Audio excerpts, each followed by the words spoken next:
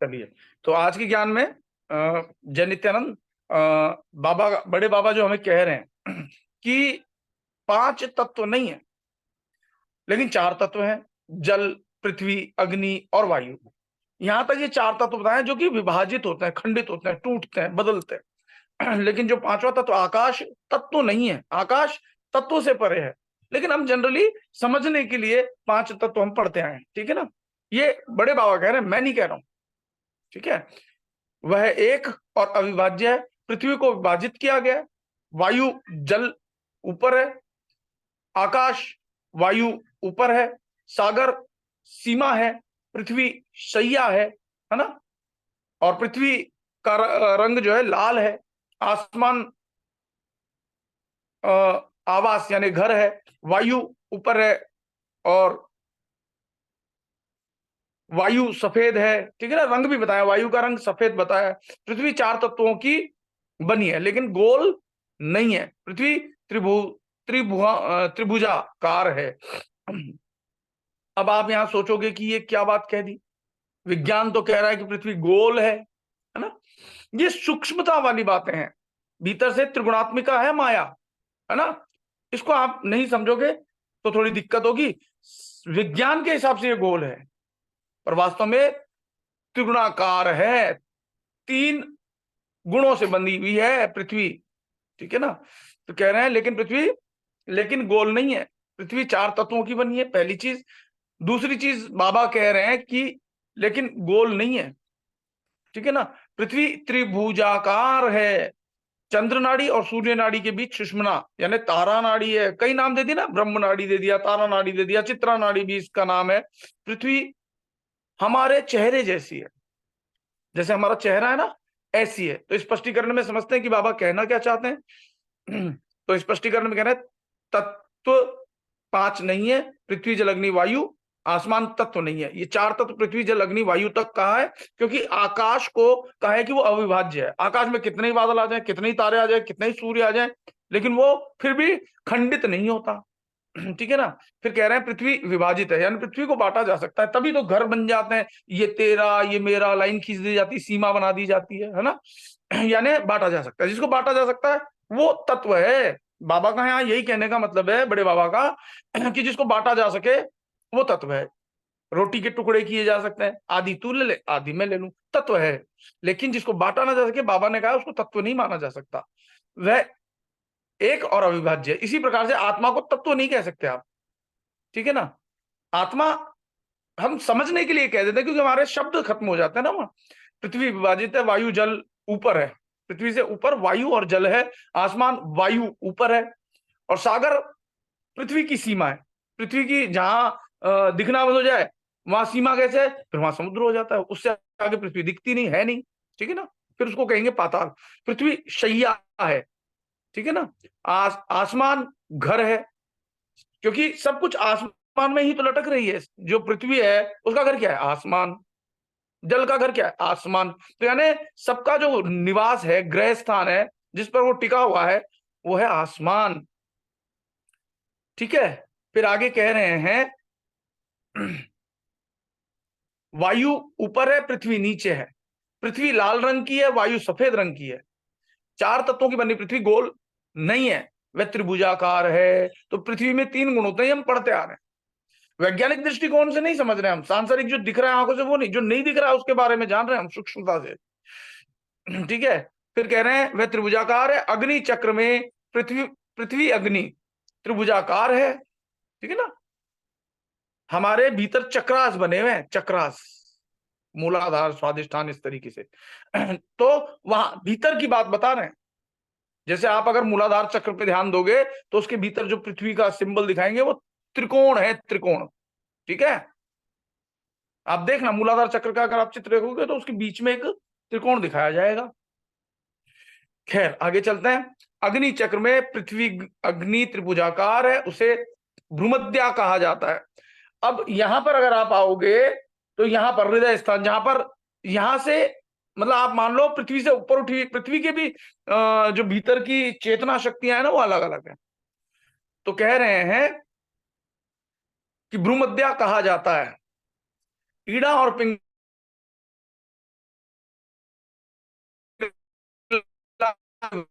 एक ब्रह्म की बैठक है, उसी नाड़ी में ब्रह्म यानी आत्मा का वास रहता है। समझने हो सकता है कुछ कुछ लोगों को अभी समस्या हो, साधना में लगे रहो, करते रहो, सब कुछ भीतर से समझ में आएगा। फिर 92वें श्लोक में बाबा बाबा हमारे कहते हैं कि वायु अविनाशी है, वायु अविनाशी है, वह एक और अविभाज्य है, वह सार्वत्रिक है। जब दिए के ऊपर रखा शीशे को गोले को खुला किया जाता है, दिए के ऊपर रखे हुए जब उसको हटाते ना कांच का, तो रोशनी चलती है। हमें मिट्टी यानी पृथ्वी लेते हैं, तब अगर सोचे कि वह चीनी है तो चीनी कल्पना ही है, हाथ में तो मिट्टी है, अर्थात उसका स्वरूप बदलता नहीं। ठीक है ना। उसी तरह मनुष्य योगी बनता है तो या तो ज्ञानी बने,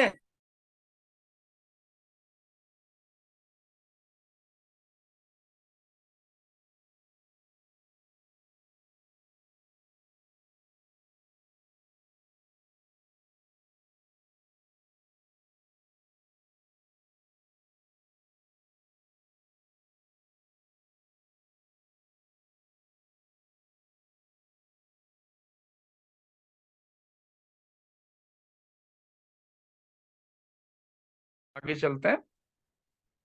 तो वायु अविनाशी तत्व है, वह एक अविभाज्य है, वह सार्वत्रिक है। जब दिए के ऊपर रखा शीशे के गोले को खुला किया जाता है, ना हटाया जाता है, तो रोशनी फैलती है। हमें मिट्टी पृथ्वी लेते हैं, तब अगर सोचे कि वह चीनी है तो चीनी कल्पना ही है, हाथ में तो मिट्टी ही है, अर्थात उसका स्वरूप बदलता नहीं। उसी तरह मनुष्य योगी बनता है तो या तो ज्ञानी बने, तो शरीर का स्वभाव बदलता नहीं। मानस ब्रह्म के साथ एक हो जाता है, मन आत्मा के साथ एक हो जाता है, लेकिन शरीर नहीं हो सकता आत्मा के साथ एक। ठीक है ना। ये बता रहे हैं यहाँ पे कि मन तो शरीर के साथ एक हो सकता है, लेकिन शरीर नहीं हो सकता। ज्ञानी भी तन की मर्यादाओं के अधीन होते हैं, लेकिन उनके मन संयमित होते हैं, इसलिए वे तन की स्थिति से वाकिफ नहीं होते। निद्राधीन व्यक्ति को काला नाग काटे तो उसे मालूम नहीं होता। अगर आदमी कोई बहुत गहरी नींद में है और काला सांप आके जो जहर वाला सांप भी काट ले, तो उसको कोई दर्द पीड़ा इसलिए नहीं होती, वो नींद में होता है। गहरी गहरी नींद की बात हो रही है यहाँ। तो उसे मालूम नहीं होता, और उसका प्रभाव भी उस पर पड़ता नहीं। कब नहीं पड़ता? जब वो बहुत ही अधिक गहरी नींद में हो, इतनी गहरी नींद में हो कि बाहर कुछ भी हो रहा हो उसे ध्यान नहीं है, तो जहर का प्रभाव नहीं होगा, क्योंकि जो कुछ क्रिएट होता है तो साइकोसोमेटिकली होता है ना। फिर कहते हैं इंग्लिश या कोई भी भाषा में लिखा गया पत्र 5-6 महीने के बच्चे को दे दिया जाए तो वह फेंक देता है, उसे उसमें लिखी बातों से कोई निस्बत नहीं है, मतलब नहीं है। 5-6 महीने का बच्चा हीरा और पत्थर का फर्क नहीं समझता। सच है ना ये बात? 5-6 महीने के बच्चा तो पॉटी तक भी मुंह में लगा लेता है, उसको पता नहीं होता है कुछ भेद। वो तो हम धीरे धीरे समझने लगते हैं ये भेद है, ये भेद है। उसी प्रकार से हीरा और पत्थर, उसको कोई फर्क नहीं पड़ता, उसको मुंह में ही ले लेगा। ठीक है ना। ऐसे बच्चे को तन का ज्ञान नहीं होता, और जैसे जैसे हमारा भी तन का ज्ञान चला जाएगा, धीरे धीरे धीरे धीरे धीरे धीरे शरीर से आसक्ति समाप्त होती चली जाएगी, तब हमें जो कुछ भी संसार में घटित हो रहा है उसका प्रभाव नहीं पड़ेगा। शायद मीराबाई के लिए वो सांप आया होगा तो उस पर कोई प्रभाव नहीं पड़ा होगा, तन के भाव में नहीं थी मीराबाई। ठीक है ना। कह रहे हैं ऐसे बच्चों को तन का ज्ञान नहीं होता, वे सिर्फ आत्मा के विचारों में खोए होते हैं। बच्चों को द्वैत का कोई ख्याल या विचार नहीं आता। ठीक है। जब उनके दिमाग का विकास होता है तब उनके प्राण सुषुम्ना नाड़ी में होते हैं। यानी जब कोई बच्चा पैदा होता है तो उसके प्राण जो है सुषुम्ना नाड़ी में होता है। आप भी अपने प्राण जो है सुषुम्ना नाड़ी में जो है जागृत करो। अब स्पष्टीकरण में बड़े बाबा हमारे कहते हैं कि वायु सार्वत्रिक है, वह अविनाशी है, वह एक और अविभाज्य है, वह एक और अविभाज्य है, वह सर्व में है। अब देखो, कहने का मतलब, कई लोग कहते हैं कि सांस चली गई तो प्राण भी खत्म। देखो, भीतर वायु आने जाने से वायु खत्म नहीं हुई है, ये ध्यान रखना आप। शरीर से उसका संबंध खत्म हुआ है, लेकिन वायु तो है। ठीक है ना। वायु सार्वत्रिक है, वह अविनाशी है, वह एक और अविभाज्य है, वह सर्व में है। जब फानूस के शीशे को ढक दिया जाए तब कोई रोशनी नहीं मिलती, यानी कोई प्रकाश जल रहा हो तो वो शीशा कुछ ऐसा हो जो ट्रांसपेरेंट नहीं हो, तो रोशनी जो है नहीं दिखाई देती। फिर कहते हैं, और शीशे को खुला किया जाए तो ज्योत ज्यादा प्रकाशित होती है। नॉन ट्रांसपेरेंट हो, कम ट्रांसपेरेंट हो, तो उससे रोशनी इतनी नहीं आती है। हटा दो तो रोशनी आने लगती है। मन जो है वासनाओं की अशुद्धि से घिरा है, और मन की अशुद्धि दूर की जाए तो मन की रोशनी एकदम प्रकाशित होने शुरू हो जाती है।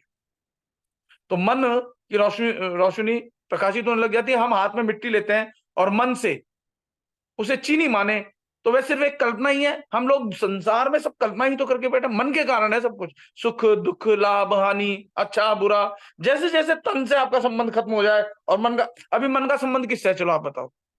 इशारे में बोल सकते हो, मुंह में लिप से समझ जाऊंगा, चलो मैं बता देता हूं। अभी मन का संबंध है शरीर माया से, लेकिन जब मन का संबंध हो जाएगा आपके आत्मा से, परमात्मा से, तो जो है अनम्यूट नहीं हो पाएगा, शायद आप कोशिश कर रहे हो तो ठीक है ना।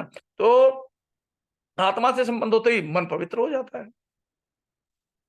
ठीक है, फिर कह रहे हैं उसी तरह आत्मा के साथ एक रूप जीव की शारीरिक मर्यादाएं कायम रहती हैं, तन का अधूरापन कायम रहता है, और आत्मा पूर्ण रूप से शुद्ध होता है।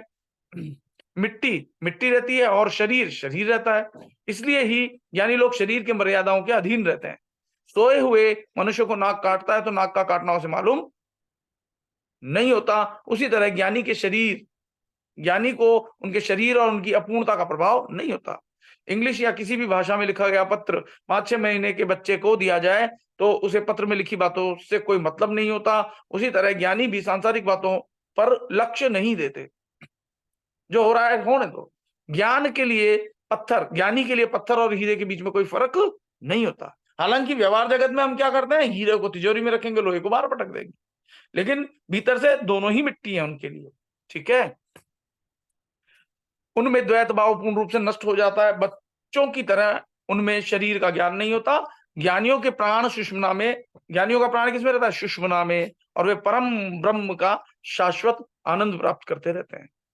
अगले 93 श्लोक में बाबा कहते हैं, नित्यानंद बाबा, हमारे बड़े बाबा, हमारे पूज्य बाबा, कि बच्चा उम्र बढ़ने के साथ जैसे जैसे सभी चीजों का ज्ञान प्राप्त करता रहता है, वैसे वैसे पहले के ज्ञान का मूल्य नहीं रहता।